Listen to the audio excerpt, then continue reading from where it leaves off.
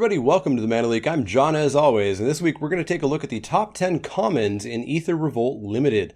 Commons aren't always exciting, but sometimes you'll open a pack or a sealed pool, and they're all you've got, because you opened a dubious challenge, a foil dubious challenge, and 3 garbage on commons. It could happen. Of course, that's in Kaladesh rather than Aether Revolt. Anyways, this week, let's take a look at my top 10 commons in the set. These are all cards that I'd range from begrudgingly to happily taking first pick, depending on the quality of the pack. At number 10 is Aether Chaser. Aether Chaser is an amazing aggressive creature. It's a 2/1 first strike for 2, which is a creature that can very frequently attack on turn 3 with 0 fear, and then it can pop out a servo for whatever use that might have, be it improvising, counting towards artifacts, or just attacking as well. I've come way up on the Aether cycle for my set review, though I still think Inspector is awful and Herder is filler. While I'd not feel great first picking an Aether Chaser, I would, and I'd play most of them that I can get my hands on.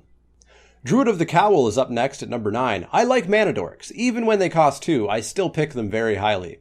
And when they're 1/3s that can block basically everything on turn 2 and turn 3, even eating an Aether Chaser, I'm sold.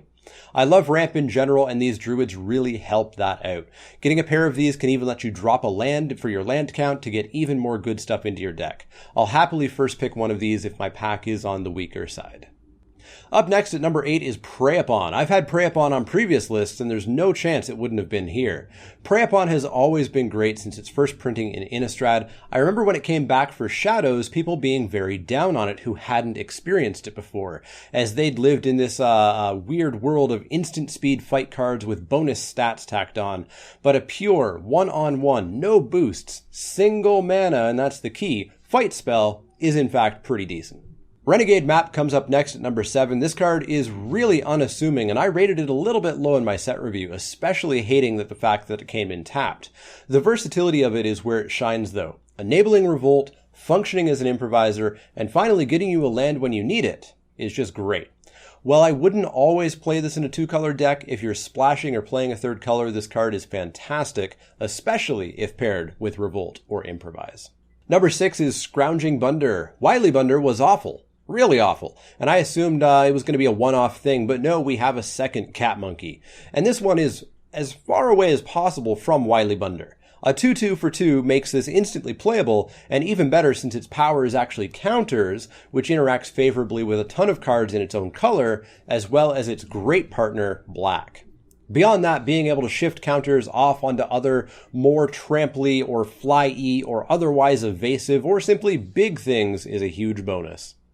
This card is just ridiculously good, and while not a first pick in a lot of packs, I'd do it if need be.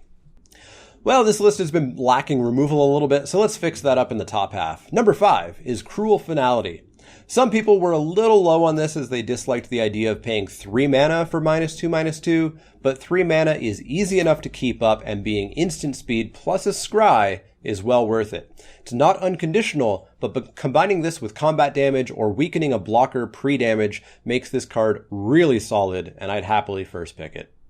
Caught in the Brights is our next piece of removal at number 4. Good old Pacifism, with a potential exile clause if you attack with a vehicle, is a very playable card. Now this comes up all the time when Pacifism is in a set where a creature hit with it still has some value. Yes, this creature can still crew and improvise if it's an artifact, but no, I don't give a damn. I still removed a threat from the combat side of the game. That argument has slightly more weight in this set where every deck has the chance to be using crew, whereas the last time we heard this argument in Dragons of Tarkir, only 2 colors had exploit. But still, I just don't care. If they get some value out of their creature, cool, good for them. I still took it out of the combat math. Decent removal by my count. Shandras Revolution comes in at number 3. Again, another card that I saw some people look at and say, ugh, it's overcosted, who cares about that effect? But 4 damage for 4 mana, even at sorcery speed, is totally fine and limited. Not amazing, but still totally fine. Curving into this, especially when you're aggressive, feels amazing because it kills virtually every creature that'll be on the battlefield by turn 4 that your opponent might have played. And the ability to take an opponent off a color with the tap effect is actually fairly relevant. There is a number of times where your opponent will have 1 land of a color, you tap it down and really hose them. I'd have no qualms first picking this if the pack was lacking in high impact, high rarity cards. Shock, to the shock of no one, comes in at number 2. Instant speed, 2 damage for 2 mana. That can kill off a player is a really super solid card. It's only 2 damage, so I'd never be super happy first picking it because it would mean that my pack was probably on the weaker side, especially in the rare and uncommon slots, but I'd still have absolutely no qualms about taking it. Going to 2 life in this format against red is a horrible feeling, and I don't recommend it. Finally, at number 1, where some people might have had shock, I have Daring Demolition. Pure, unconditional removal at common is rare these days unless it costs 5 or 6 mana. 4 mana is quite low, and I will happily first pick this card. The fact that it also hits vehicles before they're crewed, or if they're not crewed, is great. It does cost double black, so you're not splashing for it, unfortunately, but its power is undeniable. I hope we see more removal at common at this level in the future limited formats. It's not Doomblade, but it's also not Sip a Hemlock. So, pretty happy with number 1, Daring Demolition. So that's going to wrap it up for the top 10 commons in Aether Revolt Limited. Let me know if I missed any that you think are super solid first picks, or which of these you think should have been number 1 if it's not Daring Demolition in the comments down below.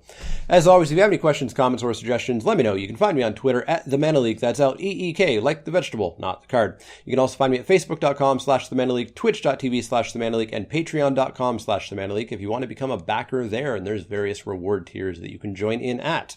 As always, click that thumbs up icon if you like the content. Click subscribe if you want to see more, if you haven't already. And if you do have any questions, comments, or suggestions, let me know. Otherwise, see y'all next time.